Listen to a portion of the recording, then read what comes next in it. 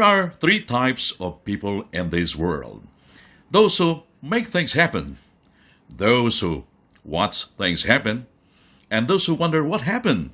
And I'm sure you will agree with me that those who make things happen will have great things in life. Magandang araw mga kababayan. My name is Rick and welcome back to episode 2 of my Eargasm.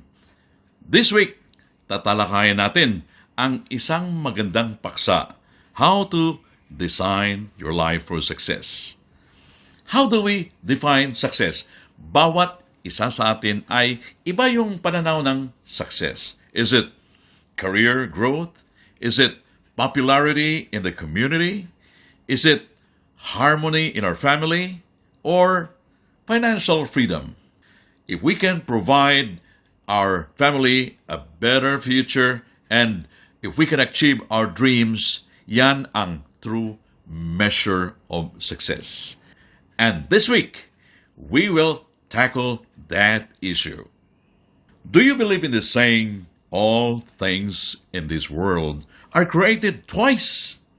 First is you think about it, and second, you make it a reality. According to Napoleon Hill, whatever the mind can conceive and believe, the mind can achieve. Meron tayong maganda diyang follow-up. Yung Stephen Covey's 7 Habits, meron dong habit 2. Begin with the end in mind. How do you see yourself 5 years from now, 10 years from now? Do you wanna be an OFW after all those years, or you wanna be an entrepreneur? Meron akong isang kaibigan. Sabi niya, paano ako yayaman? Ang liit ng sahod ko. Kulang nga pambayad ng utang. Ang hirap. Paano ako makapagnegosyo? Timsong na niya, isang kahig, isang tuka. Ganyan ang life ng mga dukha. Kaya, if that is your mentality, I will prove you wrong. Kasi marami tayong mga kababayan na yumaman.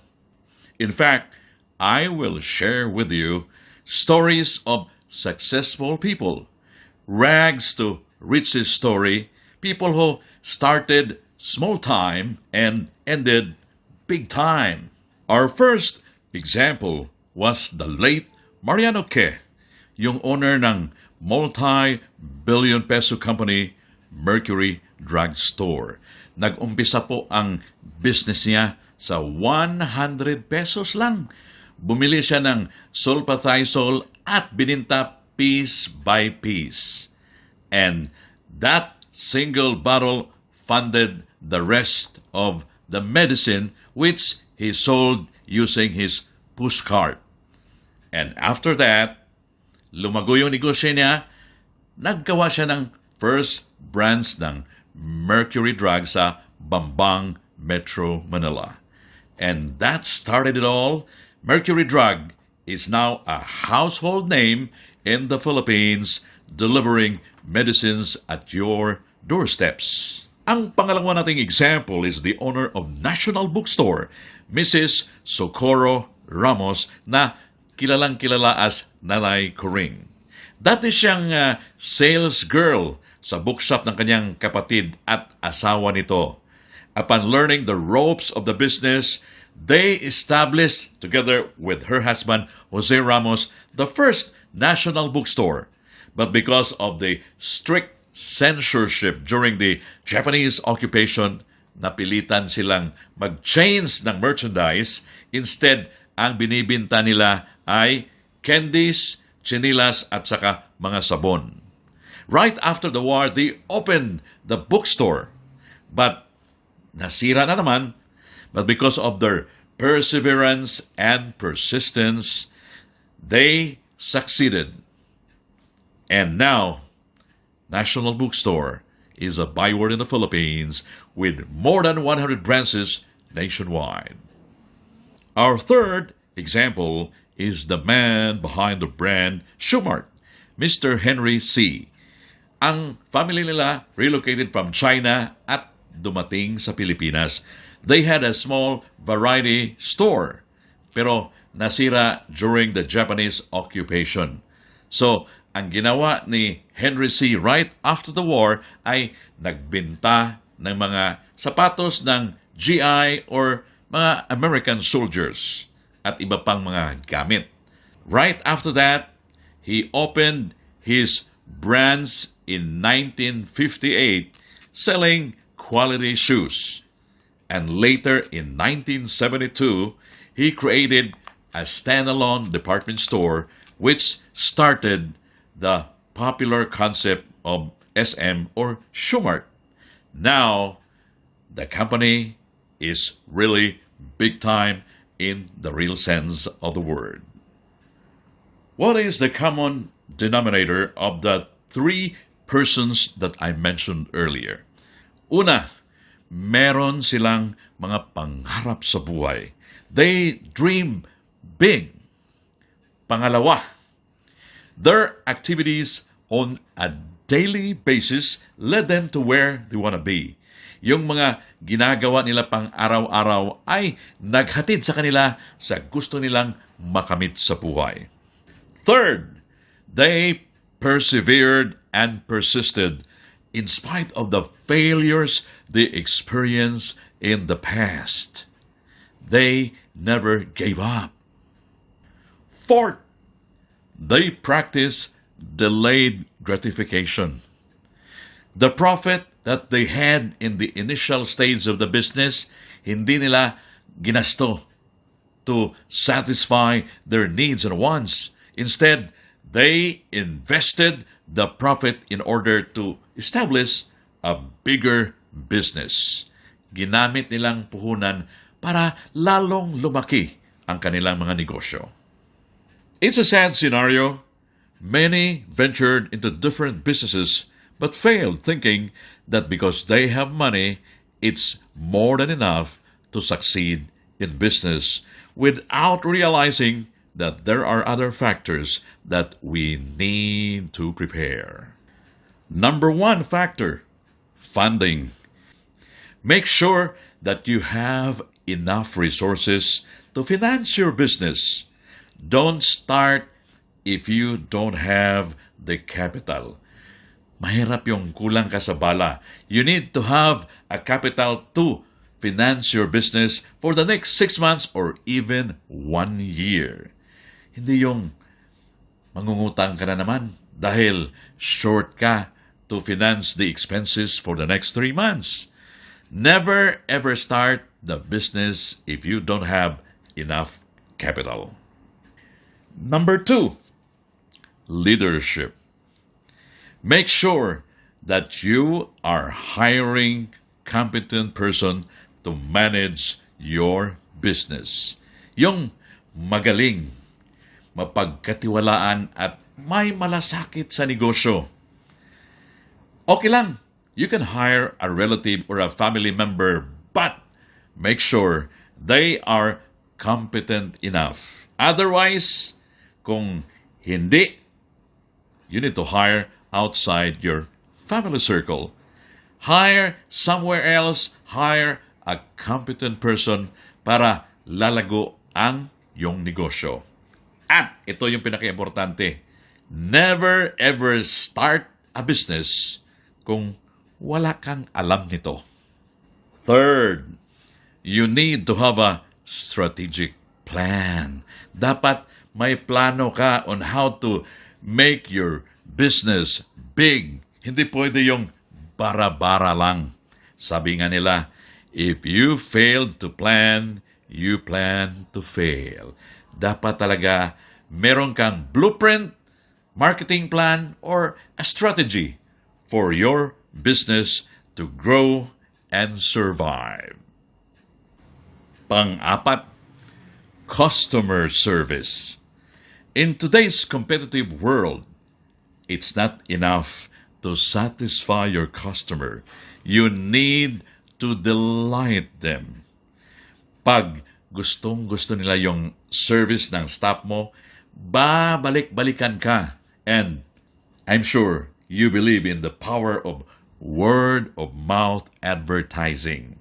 They will spread the good news that your company is better than the others. Pero pag masama ang serbisyo mo, words can spread like a wildfire because one dissatisfied person will tell seven other people.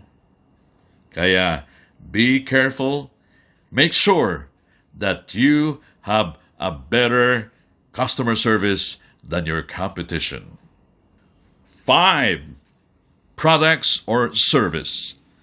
May mga tao na pag nakikita nila na, uy, patok na patok yung bagong restaurant sa kabilang kalye. Ang gagawin, mag-open ng restaurant following the same concept.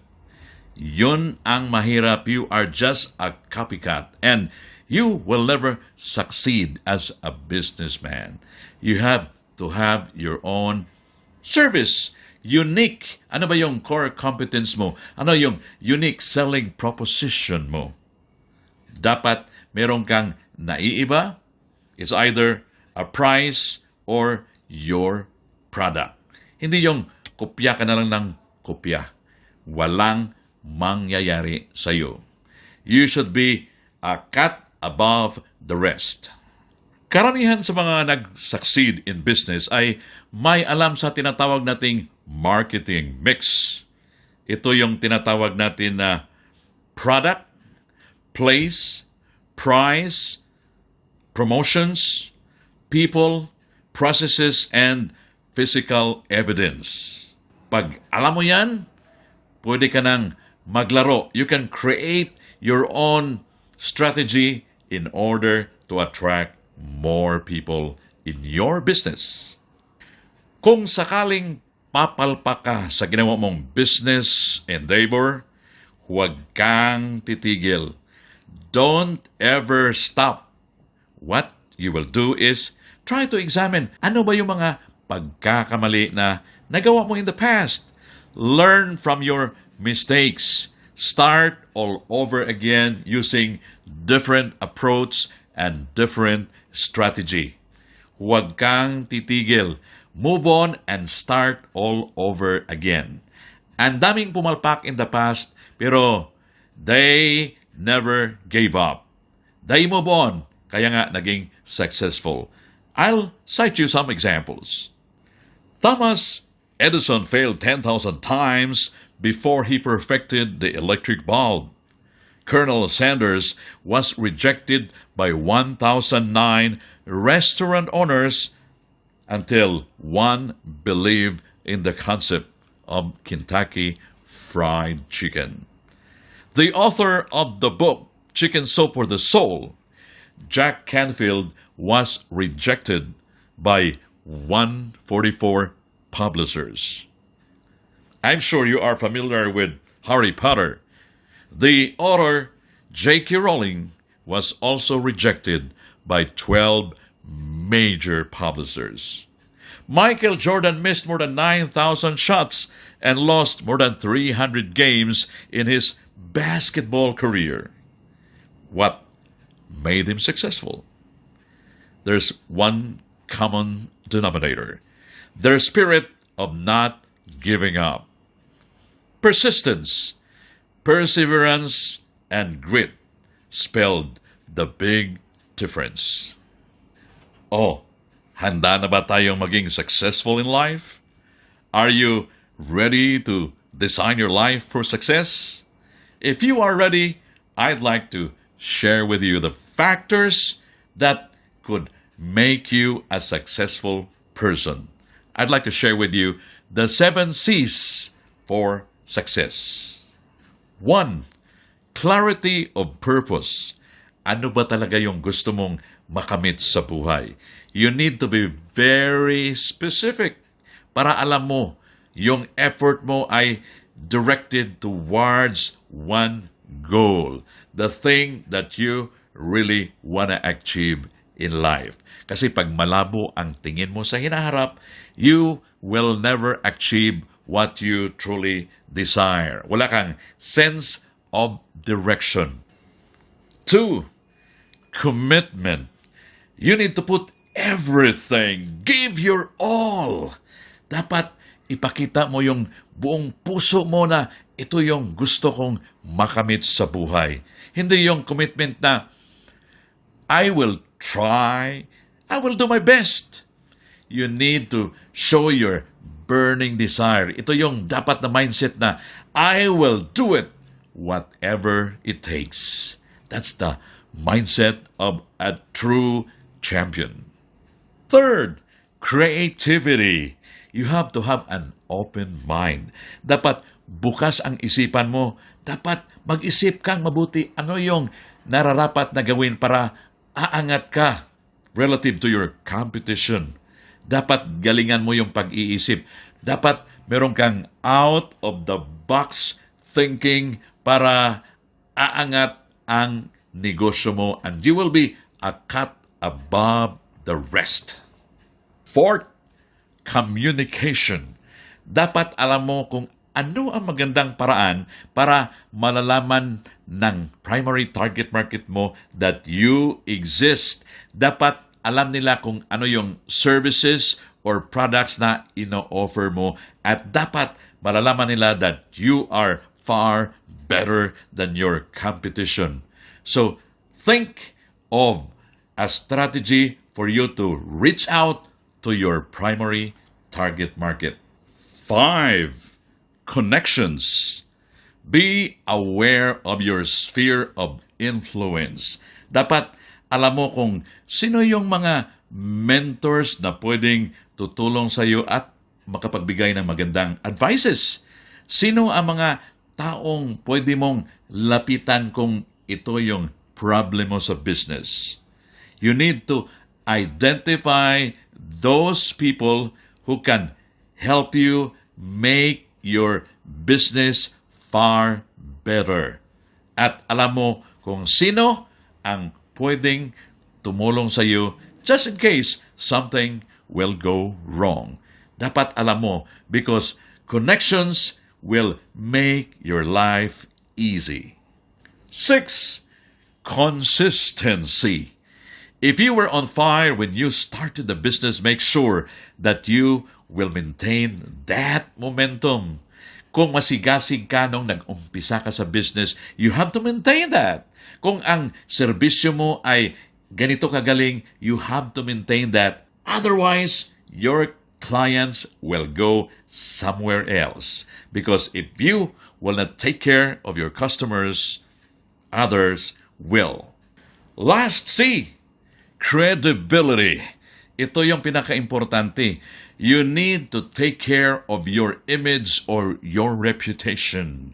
Kasi pag madungisan ng bahid na kasamaan yung pangalan mo, nako, words can spread like a wildfire. Wala nang maniniwala sa iyo at yung trust ng tao sa business mo will suffer.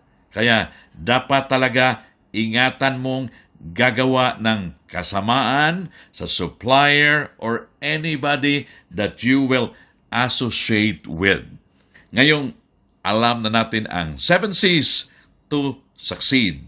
I'm sure you are now ready to design your life for success. Gamitin natin yung 7 C's plus yung attitude natin. We need to have a good learning attitude. Bad attitude is like a flat tire.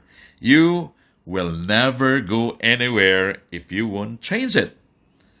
Make sure you have a good attitude because good attitude will take you to greater heights. Sabi nga nila, your attitude will determine your altitude in life.